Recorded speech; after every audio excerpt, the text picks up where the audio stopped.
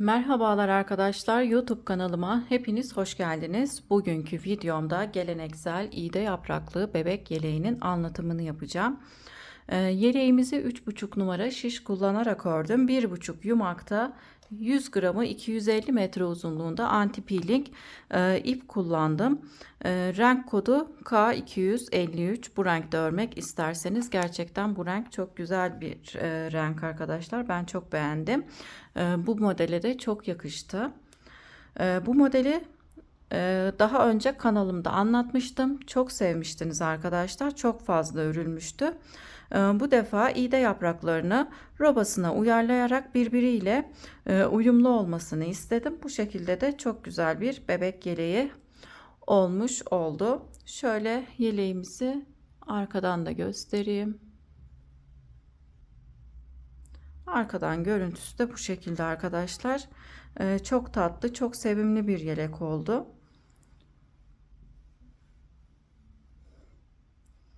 Kanalıma abone değilseniz ücretsiz olarak abone olabilirsiniz. Beğeni ve yorum yaparsanız çok sevinirim.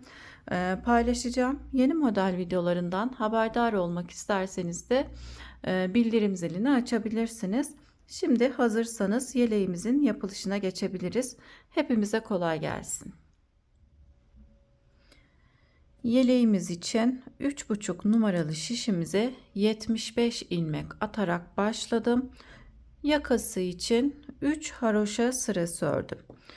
Kenarların bu şekilde tırtıklı olmasını istediğim için sondaki ilmeği örmeden şişime takıp diğer yüzde ters olarak ördüm. Daha önceki videolarımda da göstermiştim. Benimle birlikte ördüyseniz bu kenar tekniğini biliyorsunuzdur arkadaşlar. Zaten şimdi örerken de göstereceğim. Yeleğimize yakasından başlayıp roba kısmını örüyoruz. Yakası için 3 haroşa sırası ördük. Şimdi bu sırada model kurulumuna geçelim. Hemen burada iliğimizi açalım. 3 haroşa sırasından sonra ilk iliğimizi açıyoruz. Sıra sonundaki ilmeği örmeden şişime taktım. Şimdi sıra başında ters olarak örüyorum. 1 2 3 ilmek ters ördükten sonra alttaki ipi şu şekilde şişime geçirip bu ilmeği ters olarak örüyorum. Buraya ilk iliğimi açmış oluyorum. Daha sonra hemen yanındaki 2 ilmeği ters olarak kestim. Bir ilmek artırıp bir ilmek kesmiş oluyoruz. İlmek sayımızda değişiklik olmuyor. 1 2 ilmek daha ters olarak örüyorum. Patımız 7 ilmekten oluşacak arkadaşlar. Yeleğimiz boyunca 7 ilmek haroşa olarak örmeye devam edeceğiz. Ben haroşamı her iki yönde de tersten örüyorum. Bunu da belirtmiş olayım. 7 ilmek ördüm. Şimdi model kurulumuna geçiyorum arkadaşlar. Bu sırayı dikkatli kurarsak diğer sıraları da kolaylıkla öreriz. İpim önde. Buraya bir artırma yapıyorum. Bir ilmek düz örüyorum. İpimi öne aldım.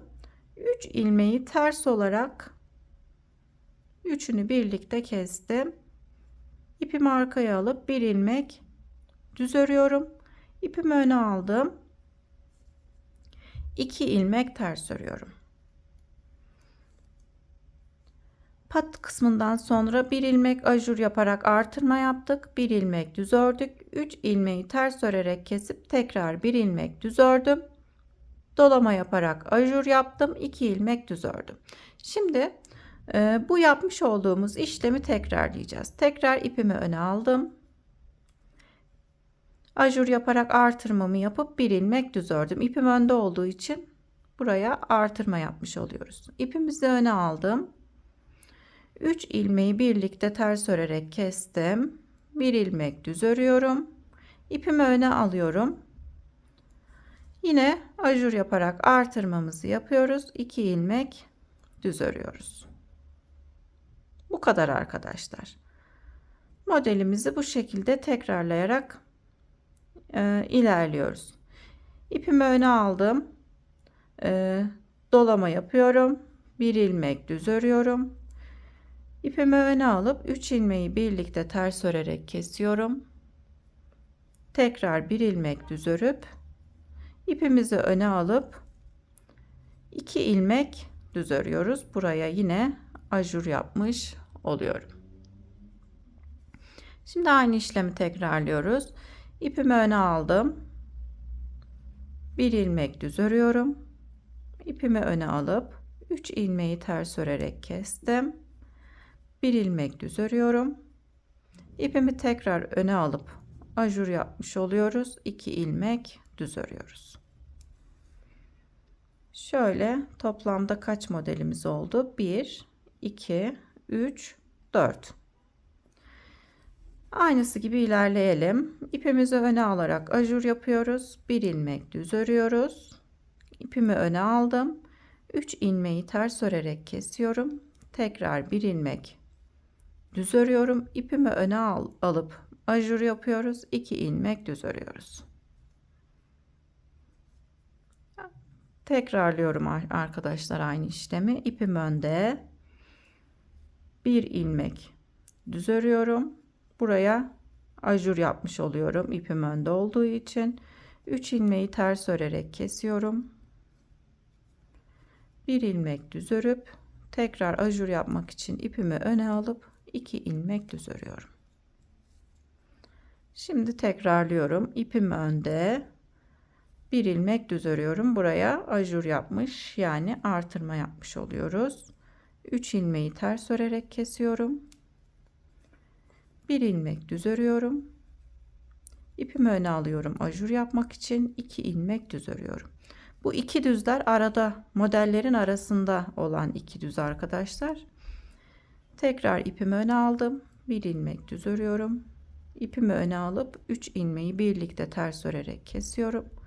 Tekrar bir ilmek düz örüp ajur yapmak için ipimi öne aldım. 2 ilmek düz örüyorum. Son modelimizi yapacağız. Sayalım tekrardan kaç modelimiz oldu. Kesmiş olduğumuz 3 ilmekleri sayıyorum arkadaşlar. 1, 2, 3, 4, 5, 6, 7, 8 model, 9 modelden oluşuyor arkadaşlar. 2 düzden sonra ajur yapmak için ipimi öne alıyorum. Bir ilmek düz örüyorum. Tekrar ipimi öne alıp 3 ilmeği ters örerek kesiyorum. Bir ilmek düz örüyorum. Ajur yapmak için ipimi öne aldım. Sıra sonunda 7 haroşa ilmeğim kalıyor arkadaşlar. Şu şekilde dolayıp haroşa ilmeklerimizi haroşa olarak örüyoruz. 7. ilmeğime örmeden şişime takıp arka yüze geçiyorum. Tırtıklı olması için sondaki ilmeği örmüyoruz. Arka yüzümüzde herhangi bir işlem yapmayacağız arkadaşlar. Bütün ilmekleri ters olarak öreceğiz.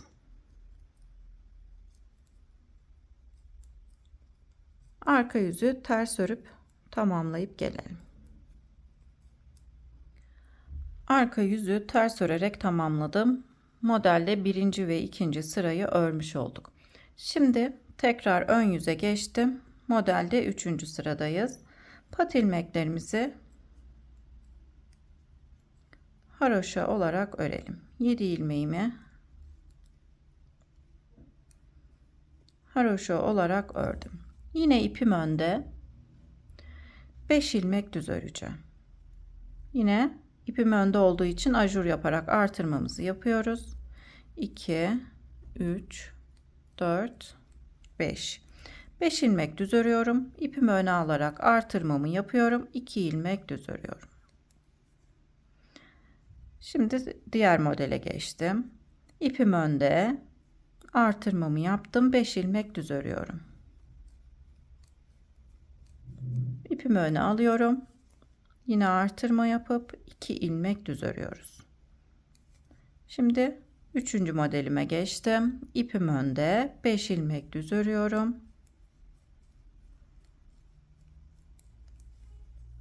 İpimi öne alıp yine artırmamı yapıp 2 ilmek düz örüyoruz. Artırmalarımızı ajur olarak yapıyoruz. O yüzden ipi öne almamız gerekiyor arkadaşlar. Tekrar ajur yapmak için ipimi öne aldım. 5 ilmek düz örüyorum. İpimi öne alıyorum. Artırmamı yapıp 2 ilmek düz örüyorum. Şimdi diğer modelime geçiyorum. İpim önde. 5 ilmek düz örüyoruz. Tekrar ipimi öne aldım. 2 ilmek düz örüyorum. Diğer modele geçtim. İpimi öne alıp 5 ilmek düz örüyoruz.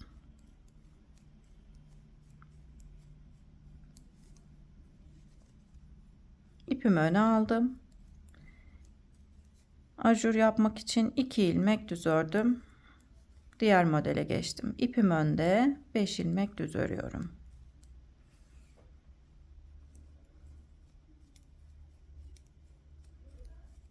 Ajur yapmak için ipimi öne alıp artırmamızı yapıyoruz. 2 ilmek düz örüyoruz. Son 2 modelim kaldı. İpimi öne alıyorum. 5 ilmek düz örüyorum.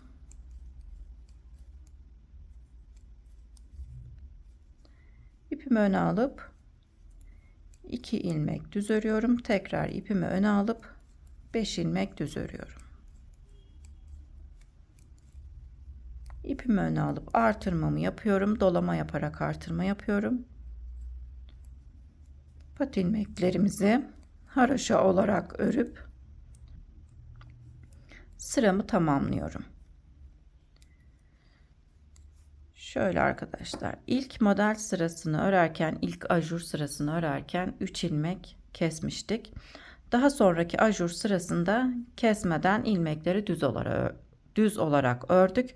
Ön yüze geçince tekrar kesim yapacağız arkadaşlar. Yani bir ajur sırasında kesim yapıyorsak diğerinde kesmeden öreceğiz. Şimdi modelde arka yüzde 4. sırayı ters olarak örelim. Herhangi bir işlem yapmadan sıramızı ters olarak örüp tamamlayalım. Arka yüzü ters örerek tamamladım. Ön yüze geçtim. Birinci ajur sırasında kesim yapmıştık modelin ortasında. İkinci ajur sırasında kesmeden ördük. Şimdi üçüncü ajur sırasında tekrar kesim yapacağız. Modelde de 6. sıradayız. Arka sıraları saymazsak 3. sıradayız. Yani 3. ajur sırasındayız. Yine ipim önde, artırmamı yapıp 2 ilmek düz örüyorum. İpimi öne alıyorum. Tam ortada olan 3 ilmeği üçünü birlikte örerek kesip 2 ilmek düz örüyorum. Bu sıranın sıralaması da bu şekilde arkadaşlar. İpimizi öne alıyoruz. Artırmamızı yapıp 2 ilmek düz örüyoruz. Şimdi tekrar aynı işlemi yapacağım. İpimi öne alıp artırmamı yapıyorum. 2 ilmek düz ördüm. İpimi öne aldım. Tam ortada olan 3 ilmeği üçünü birlikte ters örerek kestim. 2 ilmek düz örüp ipimi öne alarak artırmamı yapıp 2 ilmek düz örüyorum. Şöyle 3 ilmeği birlikte örerek kestim.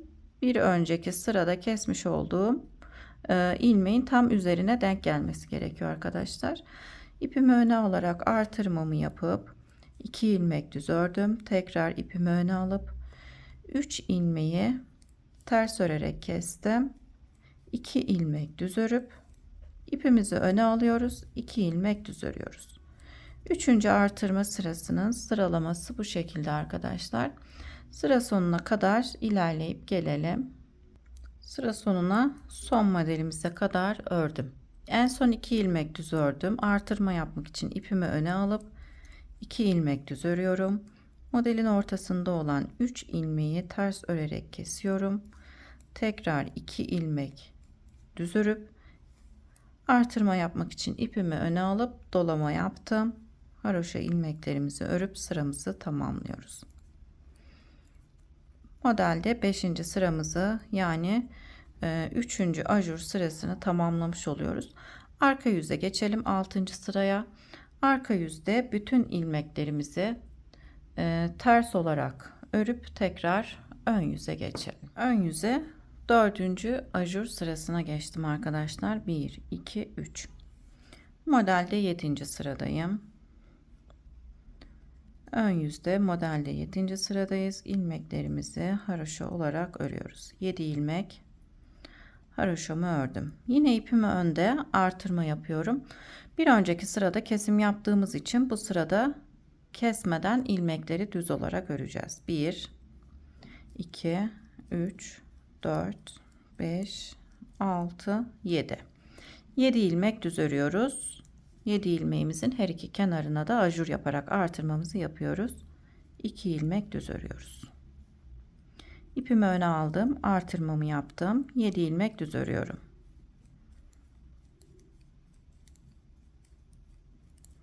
Yedi ilmek düz ördükten sonra artırma yapmak için ipimi öne alıp 2 ilmek düz örüyoruz. İpimi öne aldım, 7 ilmek düz örüyorum.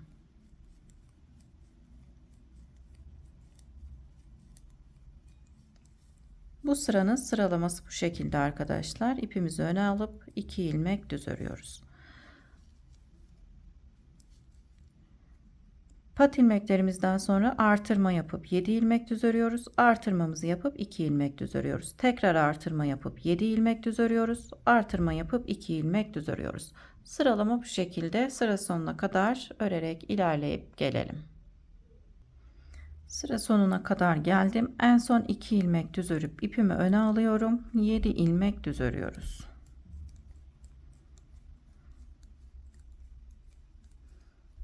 Yedi ilmek düz ördüm. Artırma yapmak için ipimi öne alıp dolama yapıyorum. Kalan haroşa ilmeklerimizi haroşa olarak örüyoruz.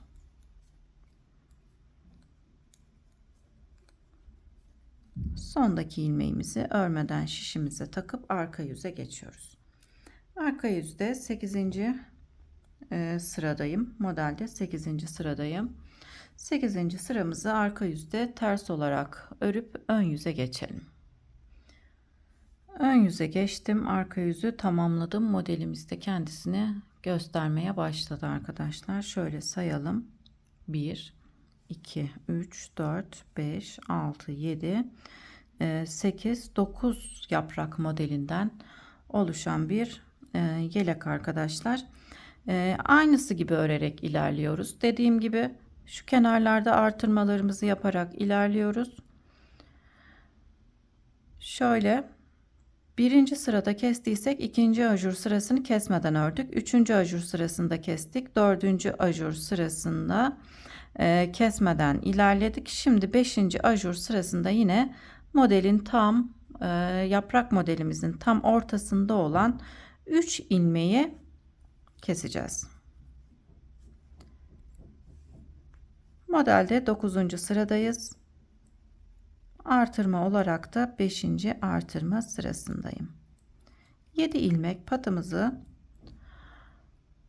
ördükten sonra ipim önde. 1 2 3 ilmek düz ördükten sonra tam modelin ortasında olan 3 ilmeği ters örerek kesiyorum. İpimi arkaya aldım. 2 ilmek düz ördüm. Artırma yaptığım ilmeği de düz olarak örüp 3 ilmek düz ördüm. İpimi artırma yapmak için öne alıp 2 ilmek düz örüyoruz. Pat ilmeklerimizden sonra artırmamı yaptım. 3 ilmek düz ördüm. 3 ilmeği ters örerek kestim. Tekrar 3 ilmek düz örüp artırmamı yapıp 2 ilmek düz ördüm. Bu modelin bu sıranın arkadaşlar sıralaması da bu şekilde devam ediyor. Tekrar yapalım. İpimizi artırma yapmak için öne alıp 3 ilmek düz örüyoruz. İpimi öne aldım.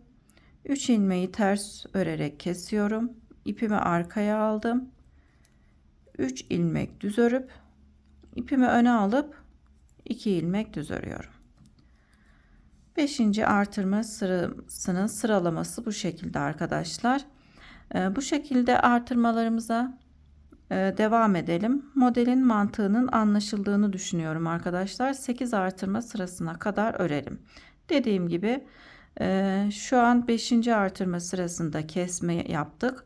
6. artırma sırasında kesmeden devam edeceğiz. 7. artırma sırasında yine yaprağımızın tam ortasında olan 3 ilmeği keseceğiz. 8. artırma sırasında ise kesmeden öreceğiz. Toplamda 8 artırma sırası olana kadar örelim. İliklerimizi de 14 haroşa sırasında bir açalım arkadaşlar. Şimdi ben 8 artırma sırası olana kadar örüp geliyorum. Robamızda örerek ilerledim. 1 2 3 4 5 6 7 8 artırma sırası olana kadar ördüm arkadaşlar. Artık yaprağımız küçülmeye başlayacak. Arada örmüş olduğumuz 2 ilmeğin her sırada ikişer ilmek ekleyerek hem sağ hem sol kenarından aradaki 2 ilmek artacak. Yaprak modelimiz ise küçülecek. Yine 7 ilmeğimizi sıra başında ters olarak örüyoruz.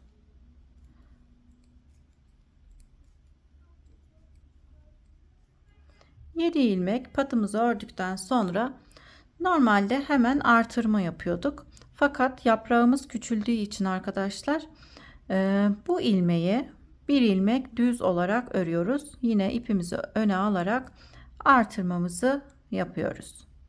1 2 3 4 ilmek örüyorum. İpimi öne aldım. Tam ortada olan 3 ilmeği yine ters örerek kesiyorum. Tekrar 4 ilmek düz örüyoruz.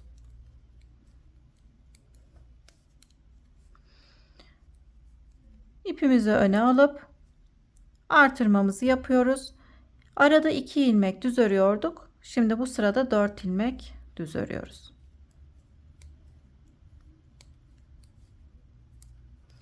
Tekrar ipimizi öne alıp artırmamızı yapıp 1 2 3 4 ilmek düz ördükten sonra ipimi öne alıp yaprağımızın ortasında olan 3 ilmeği ters örerek kesiyoruz. Tekrar 4 ilmek düz örüyorum. 4 ilmek düz ördükten sonra ipimi öne alarak artırmamı yapıyorum. Önceki sıralarda 2 ilmek düzün her iki kenarına artırma yapıyorduk.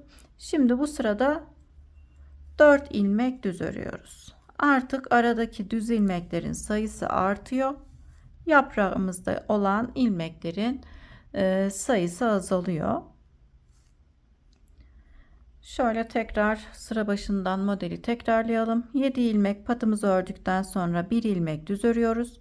Artırmamızı yaptık. 4 ilmek düz örüp modelin ortasında olan 3 ilmeği ters örerek kestik. 4 ilmek düz örüp artırmamızı yaptık. 4 ilmek düz ördük. Bu sıranın sıralaması bu şekilde arkadaşlar. Tekrarlayalım. Artırmamı yaptım. 4 ilmek düz örüyorum. İpimi öne aldım. Yaprağımızın ortasında olan 3 ilmeği ters örerek kestim. Tekrar 4 ilmek düz örüyorum. İpimi öne alarak artırmamı yapıp 4 ilmek düz örüyoruz. Sıra sonuna kadar bu şekilde örerek devam edelim arkadaşlar. Yine burada da 3 ilmeği kestikten sonra 4 ilmek düz örüp 1 ilmek artırma yapıp pat ilmeklerinden önce 1 ilmek düz örmemiz gerekiyor. Daha sonra haroşa ilmeklerimizi örüp arka yüzü ters örüp tamamlayıp gelelim. Arka yüzü tamamladım. Ön yüze geçtim. Pat ilmeklerimi haroşa olarak ördüm. İpimi arkaya aldım. Bu sırada 2 ilmek düz örüyoruz. Artık bu kenar ilmeğimiz birer birer artıyor. Bir önceki sırada 1 ilmek düz ördük. Bu sırada 2 ilmek düz ördük. İpimi öne alıp 1 2 3 4 5 6 7 8 9 artırmış olduğum ilmeğe kadar 9 ilmek düz ördüm. İpimi öne alıyorum. Burada bir önceki sırada 4 ilmek düz örmüştük. Bu sırada 6 ilmek düz öreceğim. 1 2 3 4 5 6. Buradaki ilmek sayısı azalırken bu arada olan ilmek sayısı artıyor. Yine aynı şekilde bir ön yüzde kesim yapıyoruz. Bir ön yüzde kesim yapmadan ilerliyoruz. Modeli tekrarlayalım. İpi öne aldım. 1 2, 3,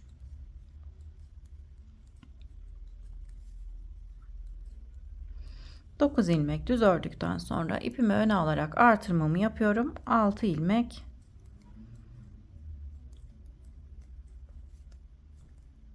düz örüyoruz. Artırmamızı yaptıktan sonra 2, 4, 6 ilmek düz ördüm. Tekrar artırma yapmak için ipimi öne aldım. 9 ilmek düz örüyorum.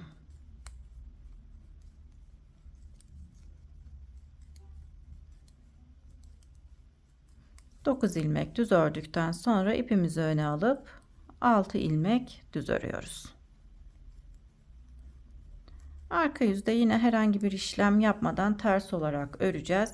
Dediğim gibi buradaki kesimleri bir ön yüzde kesiyorsak diğer ön yüzde kesmeden ilerliyoruz.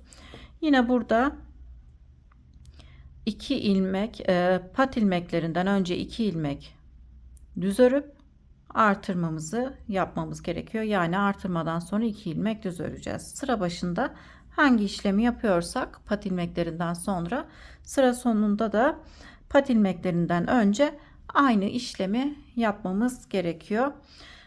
Bu şekilde örmeye devam edeceğiz arkadaşlar. Sonraki ön yüzde pat ilmeklerinden sonra 3 ilmek düz örüp burada kesim yaparak ilerleyeceğiz. Modelin mantığını anladığınızı düşünüyorum arkadaşlar. Her sırayı anlatmaya gerek duymuyorum. İğde yaprağımız küçülürken buradaki aradaki ilmeklerin sayısı artacak arkadaşlar. Bu şekilde yaprağımız küçülene kadar ilerleyip gelelim. Robamızda yaprak modelini tamamladıktan sonra en son 3 ilmek kestikten sonra bir sıra ön yüzde düz, bir sırada arka yüzde ters örüp daha sonra 3 haroşa sırası örmeye geçiyoruz. 3. haroşa sırasını ön yüzde ördüm. Şimdi arka yüzde kollarımızı keseceğiz. İlmekleri de şu şekilde ayırdım. Şişimde toplamda 219 ilmeğimiz var. Önler 34 ilmek, kolumuz 45 ilmek, arka beden 61 ilmekten oluşuyor. Tekrar kolumuz 45, ön beden ise 34 ilmekten oluşuyor. Bu sırada kollarımızı keseceğiz arkadaşlar. Dediğim gibi ben haroşayı her iki yönde de tersten örüyorum. Ön yüzde 3. haroşa sırasını ördüm. Şimdi arka yüzde kol kesimine geçelim.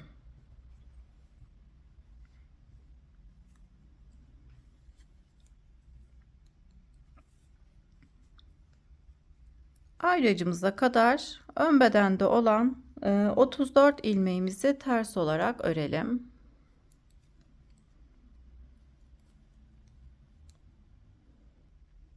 İlmeklerimi ters örerek geldim. Ayracımı çıkarıyorum. Şimdi arka yüzde kolda olan 45 ilmeğimizi keseceğiz. Bir ilmek düz örüyorum. Bir ilmek daha düz örüp bir önceki ilmeği üzerinden geçirerek kesiyorum. Bir ilmek düz örüp bir önceki ilmeği üzerinden geçirerek kesiyorum. Arka yüzde kesimlerimizi bu şekilde yapıyoruz. Yine ayracımıza kadar ilmeklerimizi kesip gelelim. Ayracımıza kadar ilmekleri keserek geldim. Şimdi ayraçtan önce bir ilmeğim kaldı. Bu ilmeği de kesmem gerekiyor. O yüzden ayracımı çıkardım. Bir ilmek düz örüp önceki ilmeği üzerinden geçirerek kestim. İpimi öne alıp arka bedende olan ilmeklerimizi ters olarak örelim.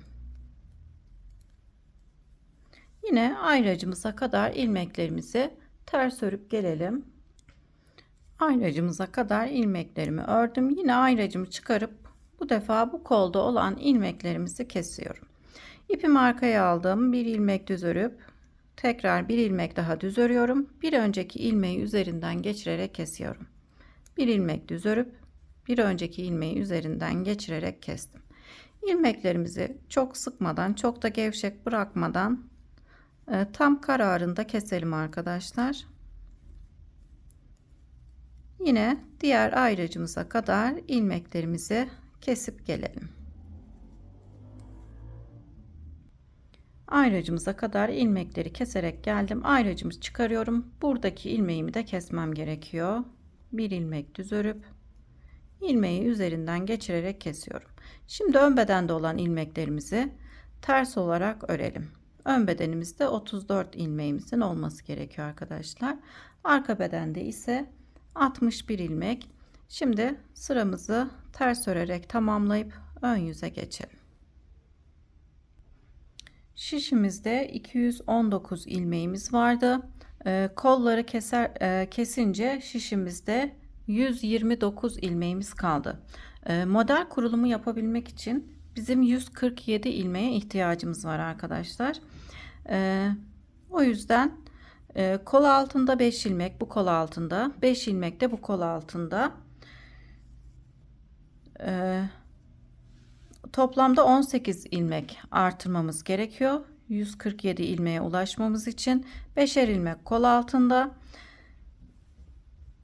2 ilmek bu bedende, 2 ilmek bu bedende, arka bedende de 4 ilmek artırma yaparak toplamda 18 ilmek artırma yapacağız. Şişimizde olan 129 ilmeğe 18 ilmek eklersek 147 ilmeğimiz olacak arkadaşlar.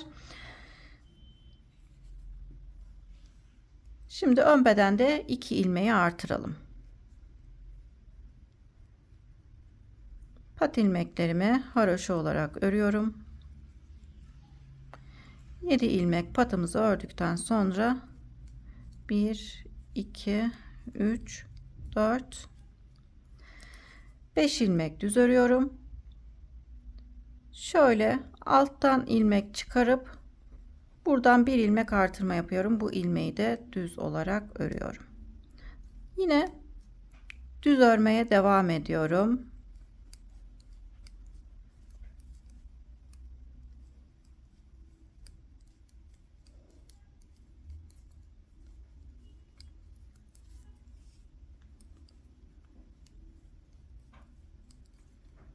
İki, 4, 6, 8 ilmek kalınca buradan bir ilmek daha alttaki ipi şöyle sol şişimize geçirip hemen bir ilmek artırma yapıp ön bedende 2 ilmek artırma yapmış olduk arkadaşlar. Gizli artırma yaptığımız için ilmeklerimiz belli olmuyor. Ön bedende 34 ilmeğimiz vardı. 2 ilmek artırma yapınca 36 ilmeğimiz oldu. Şimdi şöyle hemen kol altında da artırma yapacağım arkadaşlar. 5 ilmek artırma yapacağım kol altında. Çevirdim, arka yöne çevirdim. İlk ilmeği tekrar örüyorum. Ters olarak örüp şişime takıyorum. 1. Takmış olduğum ilmeği tekrar örüyorum. Şişime takıyorum. 2. Taktığım ilmeği tekrar örüyorum. Ters olarak örüyorum. 3. 4. 5. Burada 5 ilmek artırma yapmış oldum. Ön yüze dönüyorum. Arka bedende olan ilmeklerimizi düz olarak öreceğiz. Bu defa arka bedende 4 ilmek artırma yapacağım.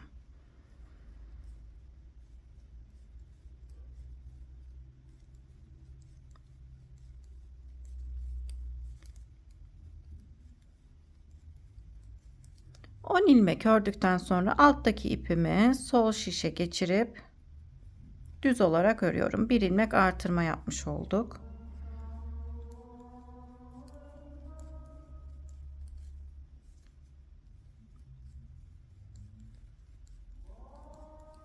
Tekrar 10 ilmek ördüm.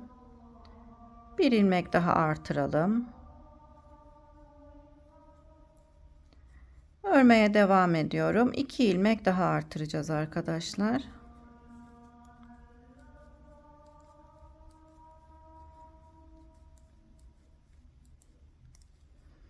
Hemen bir ilmek daha artırıyorum. Üçüncü ilmeğimi artırdım. Tekrar 10 ilmek örüp bir ilmek daha artırıp 4 ilmeğe tamamlayalım arkadaşlar. Daha sonra kol altında artırmamızı yapalım. Arka bedenimizi ördüm. Şimdi 5 ilmek de bu kol altında artırmamızı yapalım.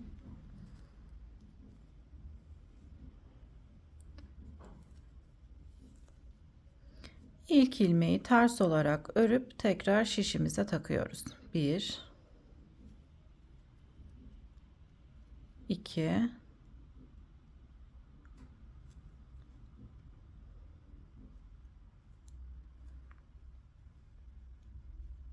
3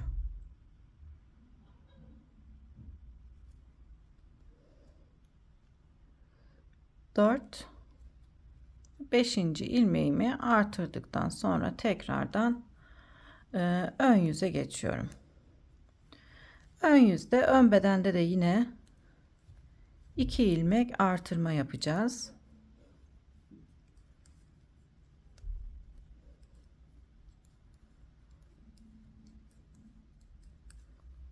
On ilmek ördüm.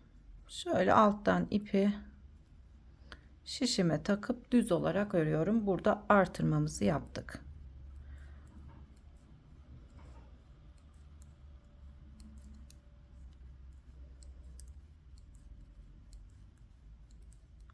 Bir 10 ilmek daha örüp tekrar bir ilmek daha artırmamızı yapıyoruz. Artık artırma ve eksiltme yapmayacağım arkadaşlar. Pat ilmeklerimizi de haroşa olarak örelim.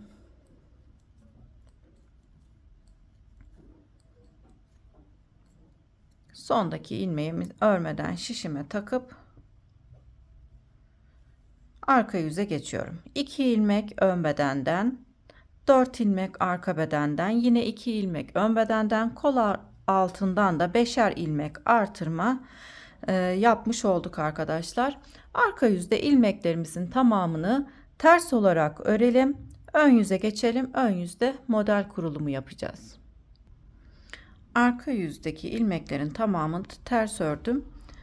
Ön yüze geçtim. Pat ilmeklerimizi haroşa olarak ördüm. Şimdi bu sırada modelimizin birinci sırasındayız arkadaşlar. Pat ilmeklerimizi ördükten sonra 2 ilmek ters örüyorum. Dolama yaptım. 3 ilmeği ters örerek kesiyorum. Tekrar dolayıp 2 ilmek ters örüyoruz. Bedenimize de yine robamızda olduğu gibi iğde yaprağı modelini uygulayacağız arkadaşlar. Modelde birinci sıradayım. Şimdi 2 ilmek ters ördükten sonra 4 ilmek düz örüyorum. 1 2 3 4 4 ilmek düz ördükten sonra ipimi öne aldım. 3 ilmeği ters örerek kesiyorum. Tekrardan 1 2 3 4 ilmek düz örüyorum. Sıralamamız bu şekilde devam edecek arkadaşlar. Şimdi tekrar ilk başta örmüş olduğumuz gibi örüyoruz. İpimizi öne alıyoruz. 2 ilmek ters örüyorum. Dolayıp 3 ilmeği ters örerek kesiyorum. Tekrar doladım. 2 ilmek ters örüyorum. İpimi arkaya aldım. 3 ilmek düz. Pardon, 4 ilmek düz. 1 2 3 4 4 ilmek düz ördükten sonra 3 ilmeği ters örerek kesiyorum. Tekrardan 4 ilmek düz örüyorum. Modelimizin sıralaması bu şekilde. Yani 2 ters dolayıp 3 ilmeği ters örerek kesiyoruz. Tekrar dolayıp 2 ilmek ters örüp 4 ilmek düz örüp 3 ilmeği ters örerek kesip tekrar 4 ilmek düz örüyoruz. Şimdi tekrarlayalım modelimizi. 2 ilmek ters dolayıp 3 ilmeği ters örerek kesiyoruz. Tekrar dolayıp 2 ilmek ters örüyoruz. 4 ilmek düz 4 ilmek düz ördükten sonra 3 ilmeği ters örerek kesiyorum. Tekrar 4 ilmek düz örüyorum. Modelimizin birinci sırasını bu şekilde örüyoruz arkadaşlar. Şimdi sıralamayı tekrarlayarak sıra sonuna kadar örüp gelelim. Sıra sonuna kadar örerek geldim. En son şu şekilde arkadaşlar 4 ilmek düz ördüm, 3 ilmeği kestim, tekrar 4 ilmek düz ördüm, 2 ters doladım, 3 ilmeği kestim, doladım, tekrardan 2 ilmek ters ördüm. Sıra sonunda 7 haroşa ilmeğimizi örüp sıramızı tamamlayalım. Arka yüze modelde ikinci sırayı örmeye geçiyorum. Pat ilmeklerimizi aynısı gibi örüyoruz.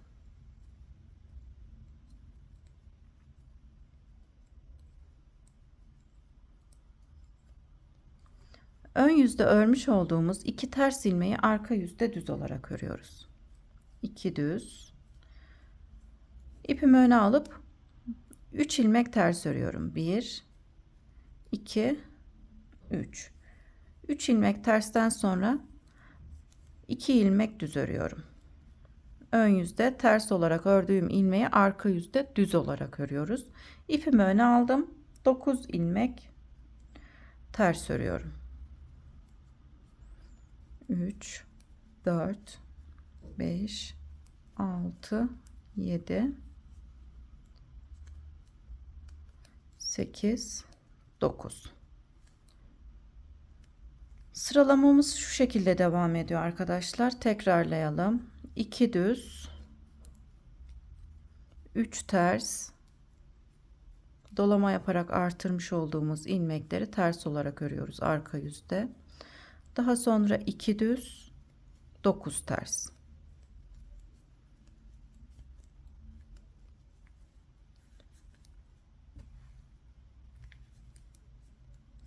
Arka yüzün sıralaması da bu şekilde. Tekrar örelim, daha sonra arka yüzü tamamlayıp gelelim. 9 ilmek ters ördükten sonra sıralama şu şekilde. Tekrarlıyorum arkadaşlar. 2 ilmek düz, 3 ilmek ters, 2 ilmek düz, 9 ilmek ters,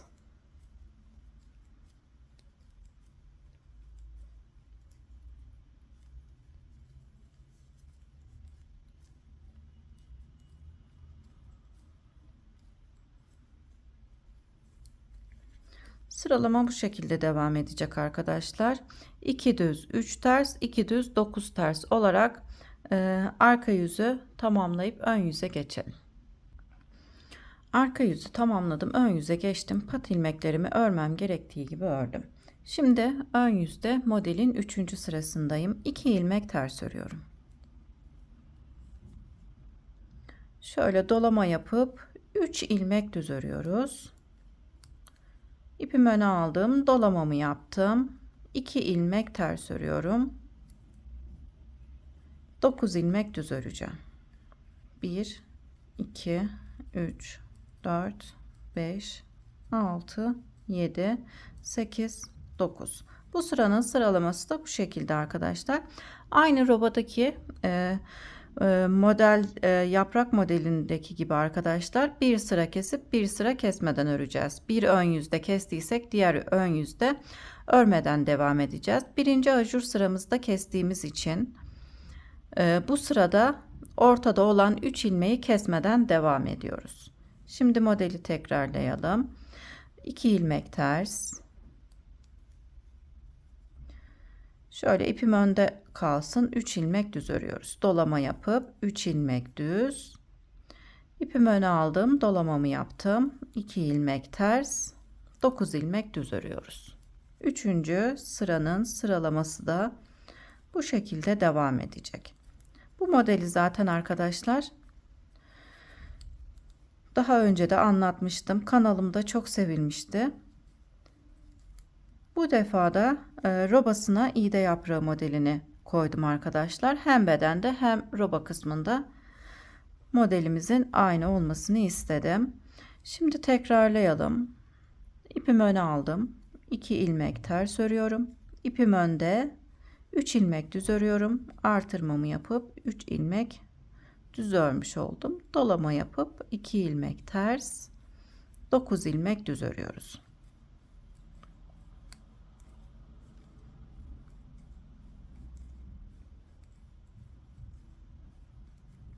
Bu sıranın sıralaması da bu şekilde arkadaşlar. Tekrarlıyorum. 2 ters, dolama yapıp 3 ilmek düz örüyoruz. Dolama yapıp 2 ilmek ters örüp 9 ilmek düz örüyoruz. Sıramızı bu sıralamaya uyarak tamamlayıp arka yüze geçelim.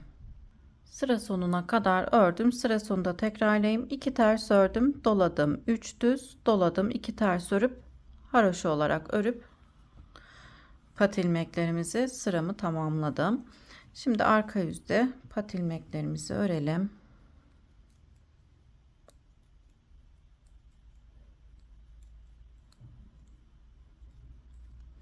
Yedi ilmek patımızı ördükten sonra 2 ilmek düz örüyorum. Modelde 4. sıradayız.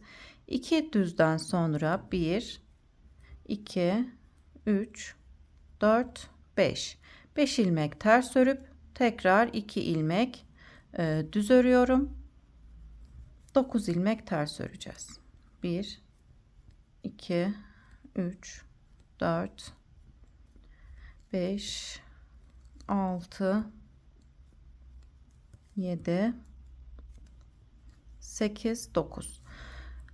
Arka yüzün sıralaması da bu şekilde 4. sıramızın. Tekrar örüp 1, 2, 2 düz, 3 ters, pardon 5 ters, 2 düz, 5 ters, tekrar 2 düz, 9 ters.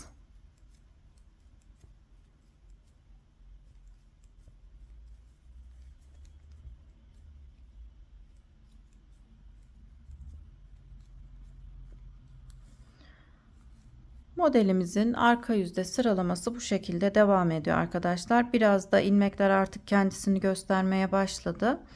Şimdi sıramızı bu şekilde tekrarlayarak arka yüzü tamamlayıp gelelim. Ön yüze 5. sıramızı örmeye geçiyoruz. Pat ilmeklerimi ördükten sonra 2 ilmek ters örüyorum. İpimi önde doluyorum. 1 ilmek düz örüp ipimi öne alıyorum. 3 ilmeği ters örerek kesiyorum. Diğer sırada kesim yapmadığımız için bu sırada kesim yapıyoruz. 3 ilmek kestikten sonra 1 ilmek düz örüyorum. İpimi öne alıp dolamamı yaptım. 2 ilmek ters örüyorum. Şimdi 3 ilmek düz örüp 3 ilmeği ters örerek kesiyorum. Tekrar 3 ilmek düz örüyorum. Bu sıranın sıralaması da bu şekilde. Şimdi tekrar baştan örelim. 2 ilmek ters, dolama yapıp 1 ilmek düz örüyoruz. İpimi öne aldım. 3 ilmeği ters örerek kesiyorum. Tekrar 1 ilmek düz örüyorum. İpimi öne alıp dolamamı yaptım. 2 ilmek ters örüp 1, 2, 3. 3 ilmek düz örüp ipimizi öne alıyoruz. 3 ilmeği ters örerek kesip tekrar 3 ilmek düz örüyoruz. 5. sıramızın sıralaması da bu şekilde. Modelde kendisini yavaş yavaş göstermeye başladı arkadaşlar. Şöyle tekrar edeyim. 2 ters, dola, 1 düz, 3 ilmek kesiyoruz. 1 ilmek düz örüp dolayıp 2 ilmek ters örüp 3 ilmek düz örüyoruz. 3 ilmek kesip 3 ilmek düz örüyoruz. Bu sırayı da bu şekilde örerek tamamlayıp gelelim. Arka yüzdeyim. Pat ilmeklerimizi örelim. Arka yüzde 6. sıradayız.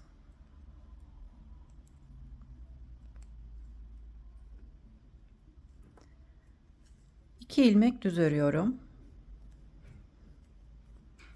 5 ilmek ters öreceğiz. 1, 2, 3, 4, 5. 2 düz örüp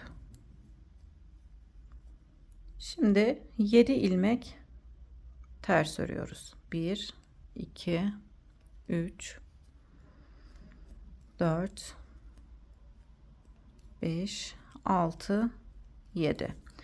Arka yüzün sıralaması da bu şekilde arkadaşlar. Zaten artık ilmekler kendisini belli ediyor. Düz ve ters ilmeklerimiz gözüküyor. Düzleri düz, ters ilmekleri ters olarak örüyoruz. 2 ilmek düz. 1 2 3 4 5. 5 ilmek ters. Tekrar 2 ilmek düz örüyoruz. 7 ilmek ters örüyoruz. Bu sırayı da bu şekilde örüp tamamlayıp ön yüze geçelim.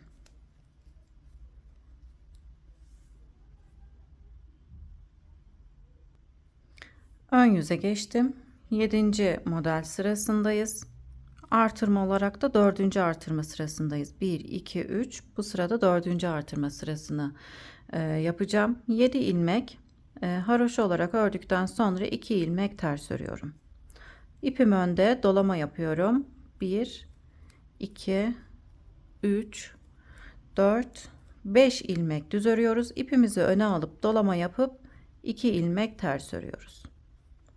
Bir önceki ön yüzde kestiğimiz için bu sırada yaprakların ortasında kesim yapmıyoruz. İpimi arkaya aldım. 1 2 3 4 5 6 7. 7 ilmek düz örüyorum. Bu sıranın sıralaması da bu şekilde. Tekrar örelim. İpimi öne aldım. 2 ilmek ters örüyorum. İpim önde, dolama yapıyoruz. 1 2 3 4 5. 5 ilmek düz örüp ipimi öne alıp dolamamı yaptım. 2 ilmek ters örüyorum. Tekrar ipimi arkaya alıp 1 2 3 4 5 6 7. 7 ilmek düz örüyoruz. Bu sıranın sıralaması da bu şekilde arkadaşlar. Sıramızı tamamlayıp arka yüze geçebiliriz. Arka yüze geçtim. Arka yüzde ilmeklerimizi gördüğümüz gibi ters ilmekleri ters, düz ilmekleri düz olarak örüp arka yüzü tamamlayıp ön yüze geçelim. Ön yüze geçtim. Şöyle sayarsak 1 2 3 4 5. ajur sırasındayız. Sıra olarak sayarsak da 9. sıradayım. Yine pat ilmeklerimizi örelim.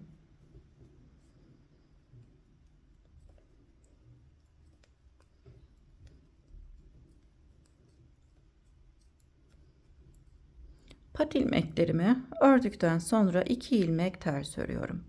İpim önde, dolama yapıyorum. 2 ilmek düz örüyorum. 1 2.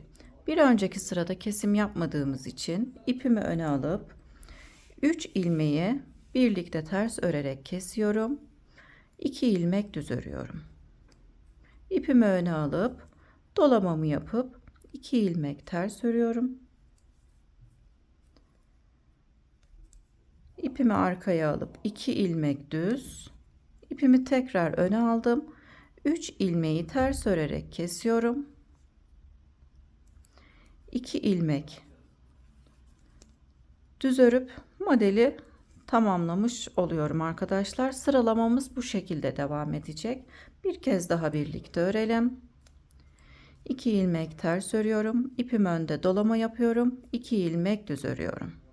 İpimizi öne alalım. 3 ilmeği ters örerek kesiyorum. 2 ilmek düz örüp ipimi öne alıp dolamamı yaptım. 2 ilmek ters örüyorum. İpimi arkaya aldım. 2 ilmek düz örüyorum. İpimi tekrardan öne alıp 3 ilmeği ters örerek kesiyorum. 2 ilmek düz örüp sıralamamı tekrarlamış oluyorum. Ön yüzün sıralaması bu şekilde arkadaşlar. Ön yüzü bu şekilde örerek tamamlayalım. Arka yüze geçelim. Arka yüzde de ilmekleri gördüğümüz gibi ters ilmekleri ters, düzleri düz olarak örüp tekrar ön yüze geçelim. Ön yüze geçtim. Pat ilmeklerimi ördüm. Şimdi 2 ilmek ters örüyoruz. İpimiz önde, dolama yapıyoruz. 1 2 3 4 5 6 7 7 ilmek düz örüyorum. Bir önceki sırada kestiğim için bu sırada kesmiyorum. İpimi öne aldım, dolamamı yaptım. 2 ilmek ters örüyorum. Bir önceki sırada kesim yaptığım için 1 2 3 4 5 5 ilmek düz ördüm. Bu sıranın sıralaması da bu şekilde. 1 2 3 4 5 6 6. ajur sırasının sıralaması bu şekilde devam ediyor arkadaşlar. Şimdi sıramızı tamamlayalım. Arka yüze geçelim. Arka yüzde dediğim gibi ilmekleri gördüğümüz gibi tersleri ters, düzleri düz olarak örüp gelelim. Arka yüzü tamamlayıp ön yüze geçtim. Pat ilmeklerimi yine haroşa olarak ördüm. Burada 3. iliğimi de açmış oldum. Şöyle 1 2 3 4 5 6 7. ajur sırasındayım. Pat ilmeklerimden sonra 2 ilmek ters örüyorum. İpim önde, dolamamı yapıp 1 2 3 ilmek düz örüyorum. İpimi öne aldım. 3 ilmeği ters örerek kesip tekrar 3 ilmek düz örüyoruz. 1 2 3. İpimi öne alıp dolama yapıyorum. 2 ilmek ters örüyorum. 1 ilmek düz örüp ipimi öne aldım. 3 ilmeği ters örerek kesiyorum. Tekrar 1 ilmek düz örüyorum. Bir önceki sırada kesim yapmadığımız için bu sırada kesim yapıyoruz. Bir yaprağımız büyürken arkadaşlar diğer yaprağımız küçülüyor. Şimdi tekrarlayalım. Sıralamamız bu şekilde devam edecek bu sırada. 2 ilmek ters örüyorum. İpim önde, artırmamı yapıp 1 2 3 3 ilmek düz örüyorum. 3 ilmeği ters örerek kesip tekrar 3 ilmek düz örüyoruz. Dolama yapıp artırmamı yaptım. 2 ilmek ters örüyorum. 1 ilmek düz örüp tekrar 3 ilmeği ters örerek kestim. 1 ilmek düz örerek sıralamayı tamamlamış oluyorum. Modelimizde gayet güzel bir şekilde gözüküyor arkadaşlar.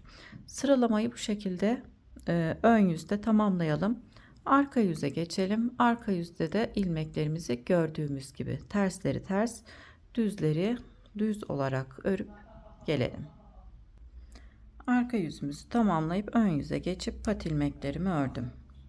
Şimdi tekrar sayalım. 1 2 3 4 5 6 7 8. ajur sırasındayız. Sıra olarak da 16. sıradayım. 2 ilmek ters örüyorum. İpim önde, dolamamı yapıp 1 2 3 4 5 6 7 8 9 9 ilmek düz örüyoruz. Bu sırada kesim yapmıyoruz. Dolamamızı yapıp 2 ilmek ters örüyorum. İpimi arkaya aldım. 3 ilmek düz. Sıralamamız bu şekilde arkadaşlar. Bu sıranın sıralaması. İpimi öne alıp 2 ilmek ters örüyorum. İpim önde 1 2 3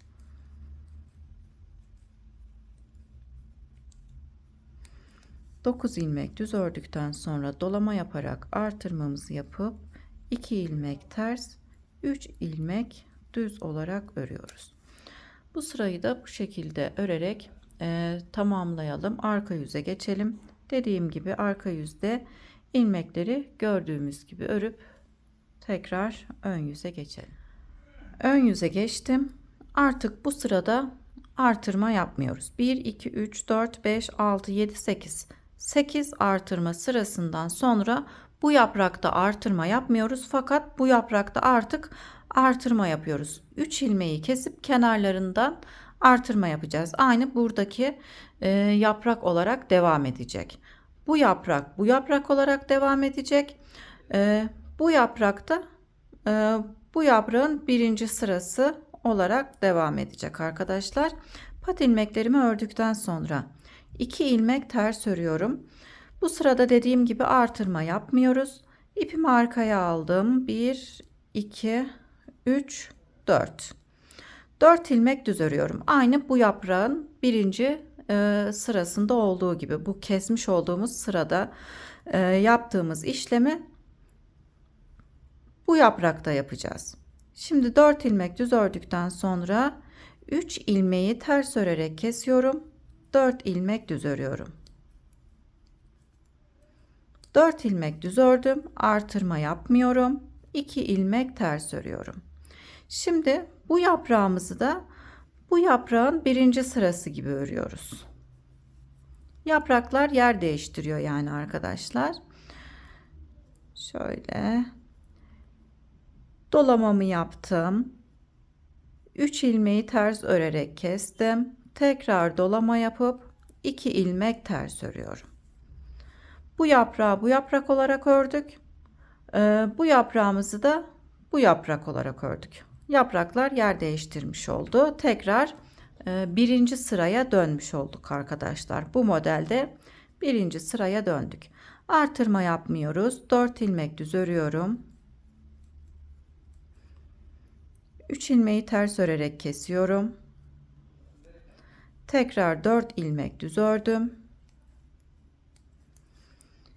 Artırma yapmadan ipimi öne aldım. 2 ilmek ters örüyorum. Şimdi bu yaprağımızın kenarlarında artırmamızı yapacağız. Yani burada ördüğümüz gibi ilk sırayı örüyoruz. Dolamamı yapıp 3 ilmeği ters örerek kestim. Tekrar dolama yapıp 2 ilmek ters örüyorum. Bu sıranın sıralaması da bu şekilde arkadaşlar. Şimdi sıramızı bu şekilde örelim. Bu yaprağın birinci sırasını burada örüyoruz. Bu yaprağımızın birinci sırasını da burada örüyoruz. Yani yapraklara birinci sıradan tekrar başlamış olduk. Sıramızı sıramızı göstermiş olduğum gibi örüp gelelim. Ön sırayı tamamladım. Arka yüze geçtim. Yine arka yüzde ters ilmekleri ters, düzleri düz olarak örüp gelelim arkadaşlar. Arka yüzü tamamladım. Ön yüze geçtim. Pat ilmeklerimi ördüm. 2 ilmek ters örüyorum. Yine artırma yapmıyoruz arkadaşlar. 1, 2, 3, 4, 5, 6, 7, 8, 9. 9 ilmek düz ördükten sonra 2 ilmek ters örüyorum. Bu bir önceki sırada kesim yaptığım için bu sırada kesim yapmadan örüyorum arkadaşlar. İpim önde, artırmamı yapıp 1, 2, 3. 3 ilmek düz ördükten sonra ipimi öne alıyorum. Dolamamı yaptım. 2 ilmek ters ördüm. Şimdi yaprakta olan 9 ilmeğimi düz olarak örüyorum.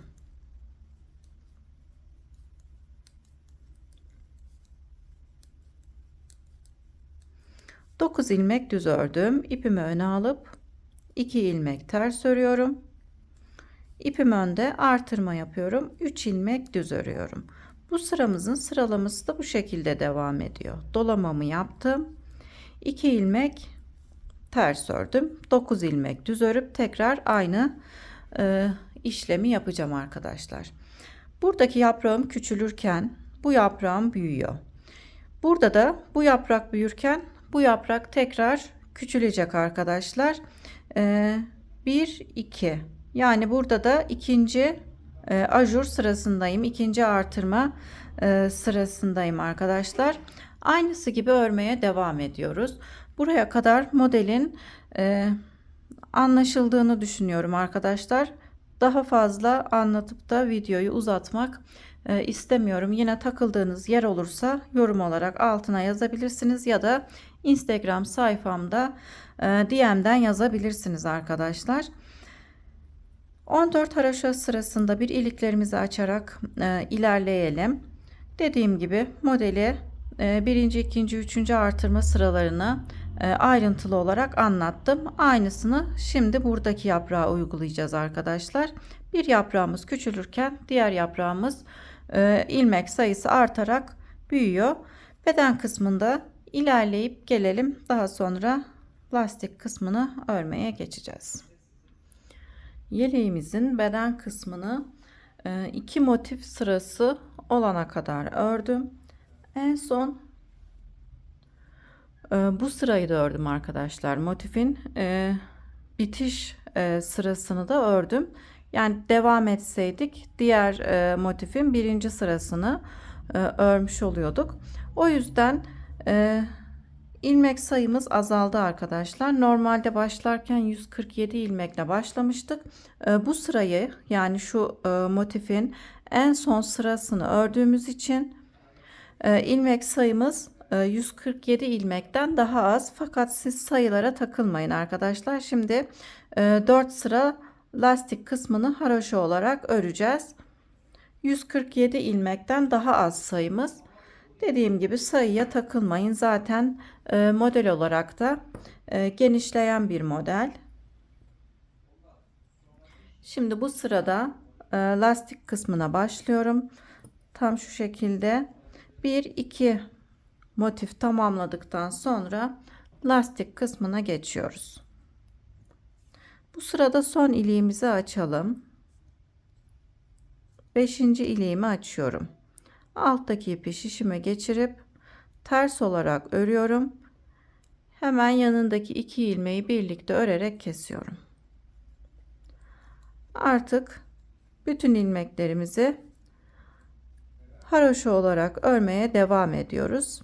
Ben yine haroşayı her iki yönde de ters olarak örüyorum. Ön yüzde ve arka yüzde bütün ilmeklerimizi ters olarak örelim. 4. haroşa sırasını ön yüzde örüp arka yüze geçince keselim arkadaşlar bütün ilmeklerimizi. Yeleğimizi tamamlayalım. Kesim işlemini de kolu nasıl kestiysek beden kısmını da o şekilde kesip tamamlayalım. Düğmelerimizi dikip yeleğimizi bitirmiş olalım. Şimdi ben yeleğimi bitirip geliyorum.